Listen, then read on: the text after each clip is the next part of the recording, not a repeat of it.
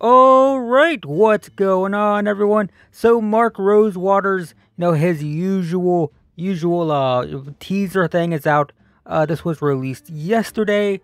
I'm going to record this today, hopefully get this out tomorrow.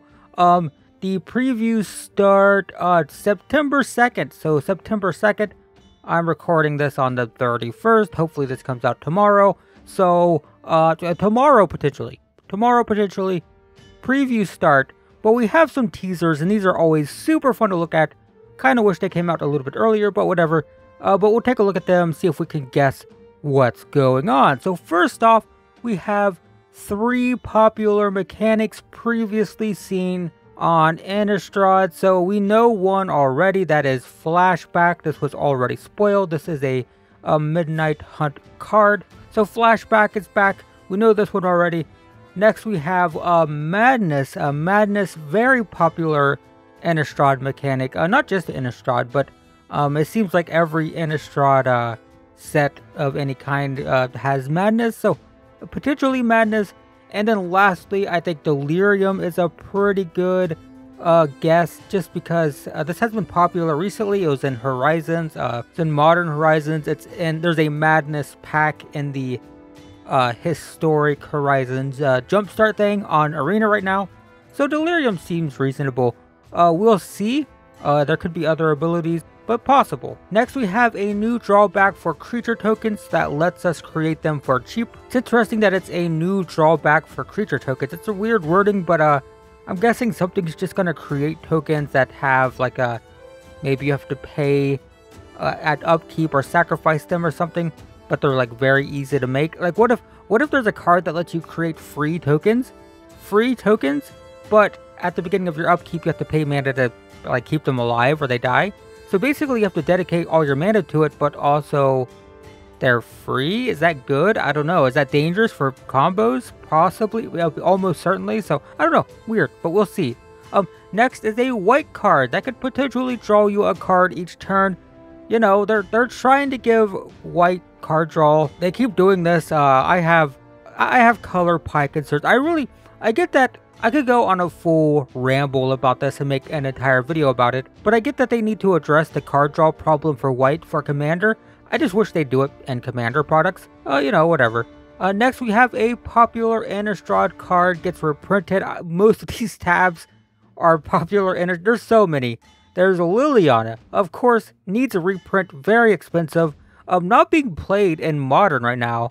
So maybe that's a good reason to reprint it. I'm surprised it's still holding this price, because most Modern decks are out of Liliana at this point. We have Snapcaster Mage, of course. Popular card, could use a reprint, still sitting at 50 bucks. Played in many Modern decks. It's a popular card. We got a Commander card, $50, needs a reprint. That could be an option.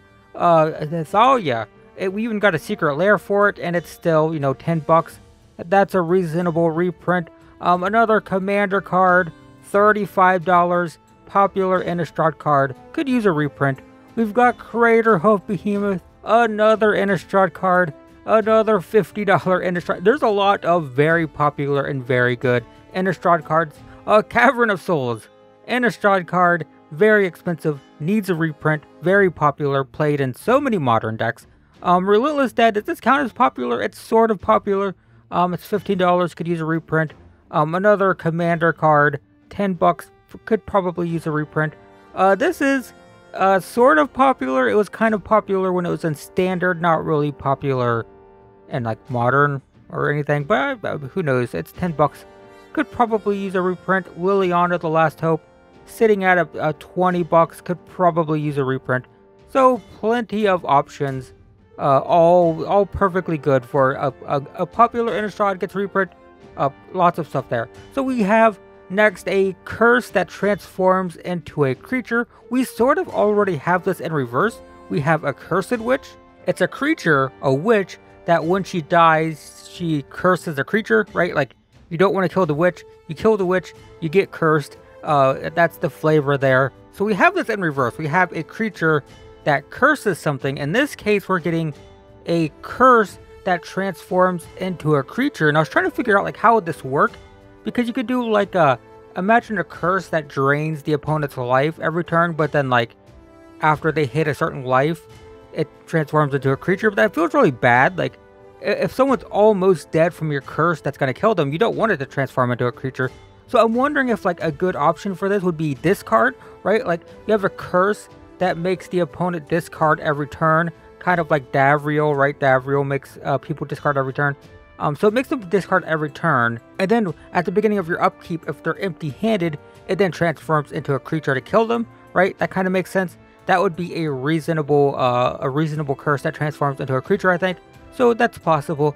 Next, we have 2 permanents that can double something every turn. This could be anything. Permanents that double +1/+1 counters. Permanents that double the number of tokens you control. Who knows? There's so many possibilities with this, but we've got some doubling. That's always good. Like, I don't even know what these are. Probably good in Commander. We have no way of knowing that, but like any kind of doubling, even like expensive, overpriced doubling, is basically always playable in Commander, it seems. So there's that. We have a Mythic cycle with you may pay cost any number of times. So my first thought here was Multi-Kicker. I don't think Multi-Kicker is coming back, but basically the way Multi-Kicker works is when you cast like this card, you could pay 1 for the Multi-Kicker, and then you could pay any number. You can play that any number of times. So you could pay 4 for it, you can pay 5. Oh, with this, you can pay 3 plus 2, so you can play it for 5, for 7, for 9, and get these Multi-Kicker triggers. So I'm guessing something similar to that. Not that Multi-Kicker is coming back, but probably a one-time effect. Like when you play it, you get an opportunity to pay a cost, and you can do that any number of times. It could be like a life, like when this enters the battlefield, you may pay 2 life to give it a +1/+1 counter, and then do that any number of times. Stuff like that. Seems reasonable. Next, we have a 4-mana blue aura with you control enchanted creature. So we actually have a lot of this, but no 4-mana cards. So we have Mind Control, which costs 5. We have Persuasion. You control enchanted creature. It costs 5. We have where's that one card? Domestication. You control enchanted creature for 4, but you have to sacrifice this.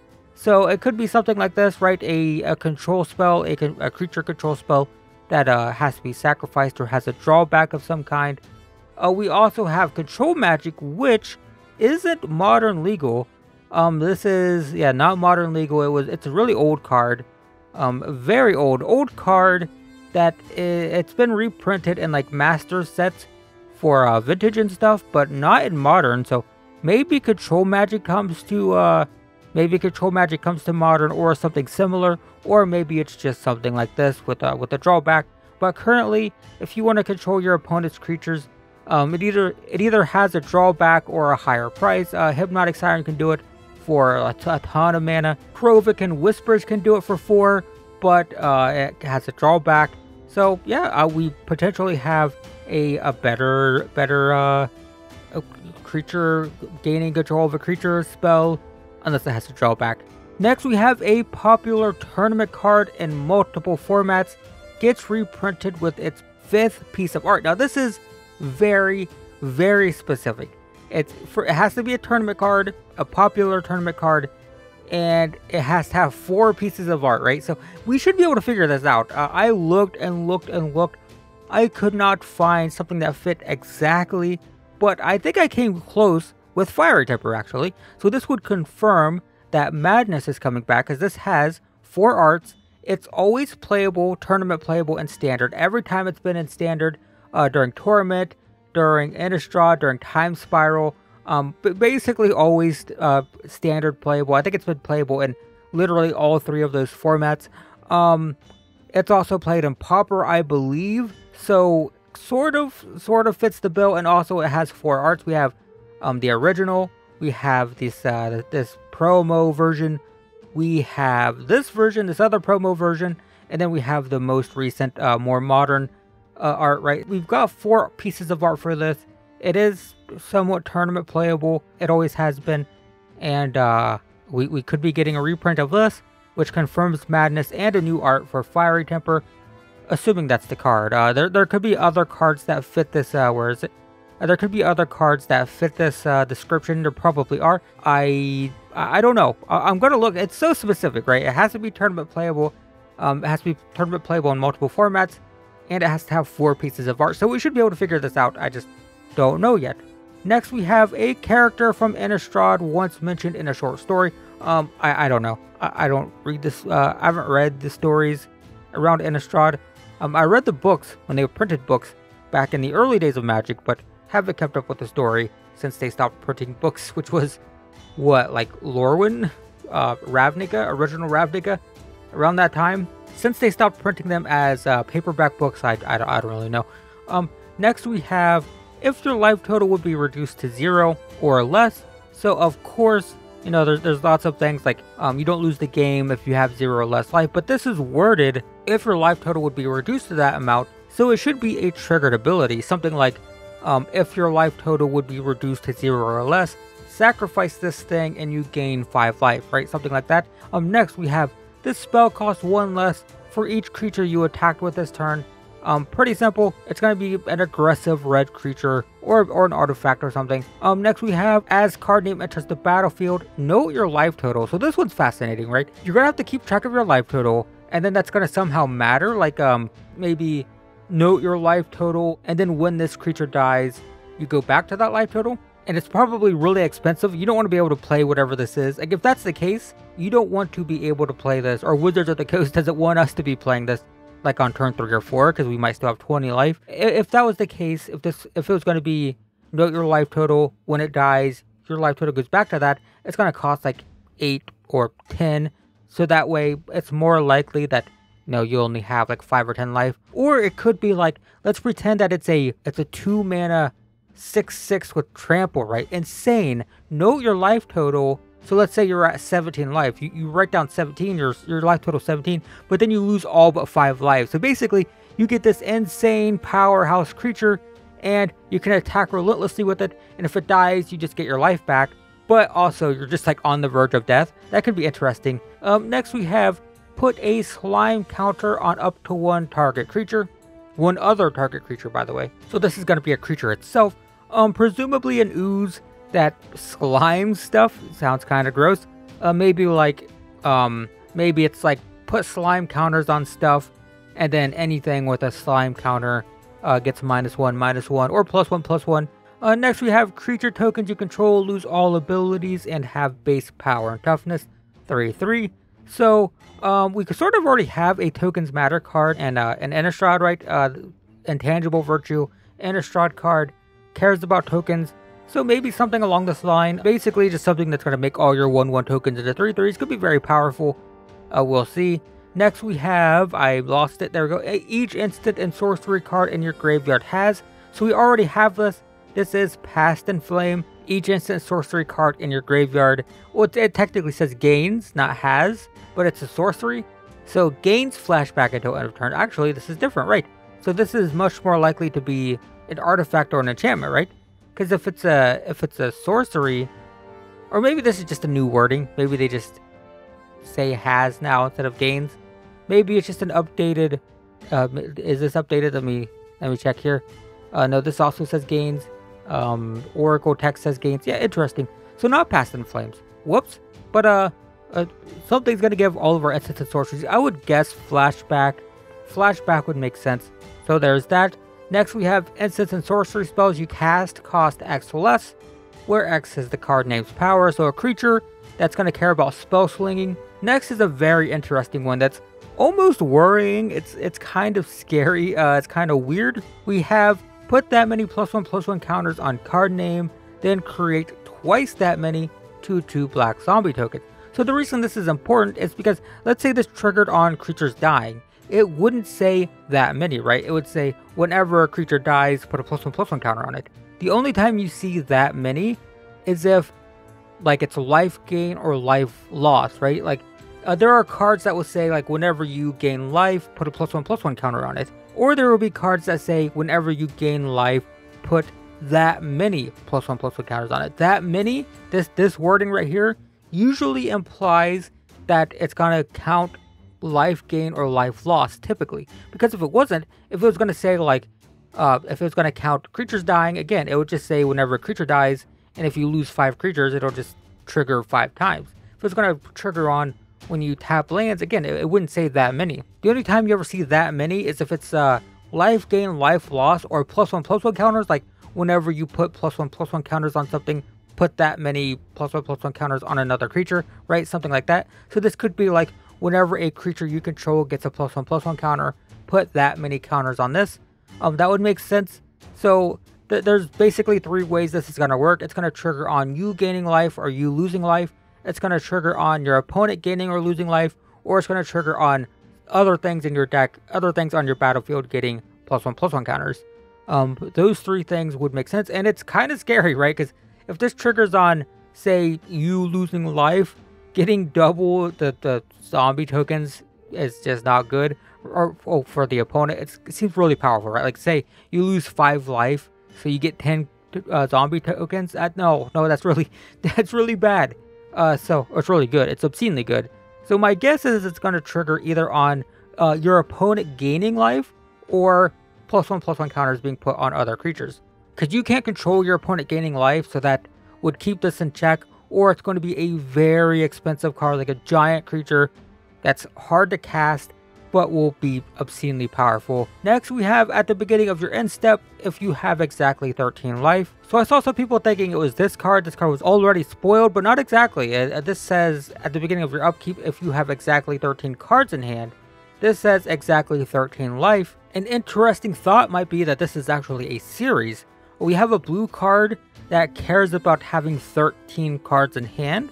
Maybe this is a white card or a black card that cares about having exactly 13 life. Maybe there's a green enchantment that cares about having exactly 13 creatures, which would be good in a token deck. Next, you may cast any number of copies without paying their cost. Obviously, this is Storm, basically. We don't know if it's going to be Storm, but similar. Could be like reveal the top... no, it's you cast any number of the copies. So, that's interesting. But Storm based, something Storm-like, I'm guessing, but it's hard to say for sure. Next we have creature types. First off, we have a Hippogriff Spirit. I don't know what this is, but it's a Hippogriff Spirit, and that's kind of weird. This one's interesting, noteworthy. We have a human soldier werewolf. That's relevant because normally if something's going to be a human werewolf, they'd be on opposite sides of the cards. There'd be a human soldier on one side and a werewolf on the other. The fact that we have both means that werewolves are probably gonna work different than we expect, and we kind of knew that. They've been hinting at, you know, new werewolves and a new version of werewolves, so they're not gonna work the same way as before, unless this is a human soldier on one side and a werewolf on the other, and he's just combining it here. But it's just weird. So weird to see them all together like that. So we'll see what comes with that. Dragon egg, we've seen eggs before. We've got a bunch of horrors. Horrors are pretty typical. Anyway, well, we have a leech one, we have a fungus one, we have a plant one, we have a drake one. Pretty typical. We also get a demon dog. That's pretty cool. Dogs are actually common in Innistrad. Normally they're called hounds, but then they changed that to dogs. Are these dogs now? Yeah, hounds are dogs. So, maybe we get functional reprints of these just to get the dog type on them. But, yep, pretty typical. We get an ooze. This could be the thing that distributes the slime counters that we saw earlier. Put a slime counter on target creature. It would be a flavorful commander, right? A legendary ooze that just dishes out slime counters to all the opponent's stuff. And then we get a vampire noble. And I think the most notable thing about this is vampire nobles, the vampire aristocrats, these are normal, but they don't normally have the noble creature type. In fact, art is noble. I should check that. I'm not prepared here. Let me take off vampire.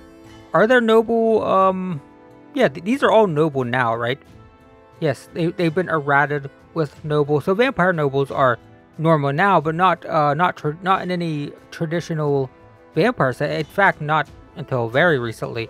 M21 was when the noble card type was added, and then it was retroactively added to cards. So this is what Double Masters had the noble card type, but not in 2017. So yeah, nobles are a creature type now, and the vampires will now have the noble creature type. So there you go, guys.